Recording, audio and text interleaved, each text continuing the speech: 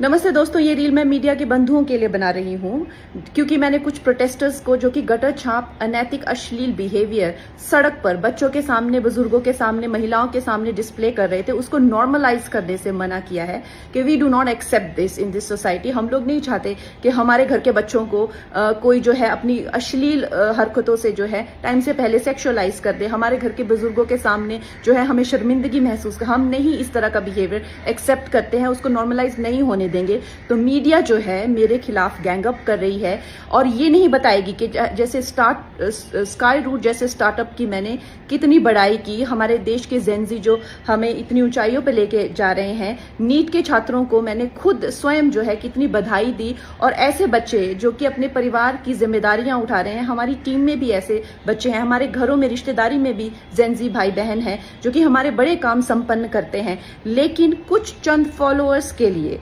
और चंद कमेंट्स के लिए और कुछ लाइक्स के लिए ये मीडिया वाले इतने ज्यादा बिक चुके हैं। और मैं देख रही हूँ कि कुछ फेमिनिस्ट जो हैं वो एंकर्स कह लीजिए या पूरे एक बुलेटिन कर रहे हैं और मुझे सिखा रहे हैं कि Kangana, why should these women have the burden of dignity और डिसिप्लिन। हम लोग मिलेनियल वुमेन पे इतना प्रेशर था to be dignified and to be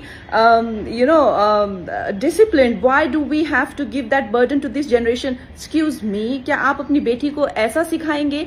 discipline में रहना या मर्यादाओं में रहना कोई चॉइस नहीं है। भौंडा प्रदर्शन तो हर कोई करना चाहेगा, लेकिन अगर आपको समाज में रहना है और संविधान के हिसाब से आपको चलना पड़ेगा, जिसका मतलब है कि आपकी आजादी वहां खत्म हो जाती है जहां मेरे नाक और कान शुरू होते हैं। तो आप भौंडे बनकर सिर्फ अपने कमरे में रह सकते हैं। बाहर आकर आप मेरे आराध्य, चाहे आपको मेरे माता पिता के लिए कोई सेंटिमेंट ना हो, मेरे घर के बच्चों के लिए कोई आपको भावना ना हो, उसका मतलब ये नहीं है कि आप उनको सड़क पर सेक्सुअल गालियां देंगे, उनके मान को हानि करेंगे। मेरे आराध्य, मेरे भगवान हो, चाहे मेरे नेता हो, प्रधानमंत्री जी से जो है लोग उनको एग्जाम बडी कहते हैं बच्चे। उनके साथ में कितने लोगों की भावना है, कोई उनको लीडर मानता है, कोई उनको दोस्त मानता है, कोई उनको परिवारजन मानता है, कोई उनको भगवान मानता है।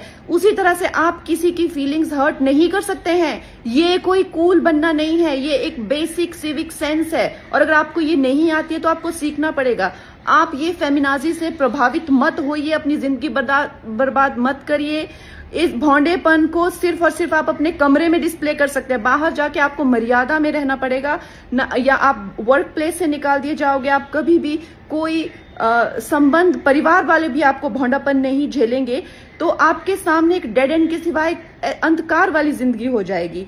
वैसे अगर देखा जाए तो साइंस भी कहती है कि ह्यूमन लाइफ का जो पर्पस है वो एवोल्यूशन है, और शास्त्र भी कहते हैं कि आप पुरुषोत्तम जो सर्वश्रेष्ठ है पुरुषों में, उस एवोल्यूशन की तरफ जाइए। लेकिन ये फेमिनाजी आपको सिखा रही है कि आप एनिमलिस्टिक जाइए और आप अपने गले में ऐसा, मतलब आपके गले में पट्टा डाल रहे हैं कि आप एनिमल बनिए, आप एनिमल टेंडेंसीज जो है वो डिस्प्ले कीजिए और बिल्कुल आउट ऑफ कंट्रोल हो जाए, भौंडे हो जाए, ताकि आप जेल में पहुंचे।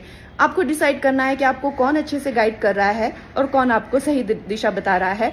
मैं यही कहूंगी जो मैंने अपने बड़ों से सीखा है और जिन्होंने मुझे गुरुओं ने जो मुझे ज्ञान दिया है वो यही है कि ये हमें जो जीवन मिला है वो इवॉल्व होने के लिए मिला है, रिग्रेस होने के लिए नहीं मिला है एनिमलिस्टिक टेंडेंसीज में।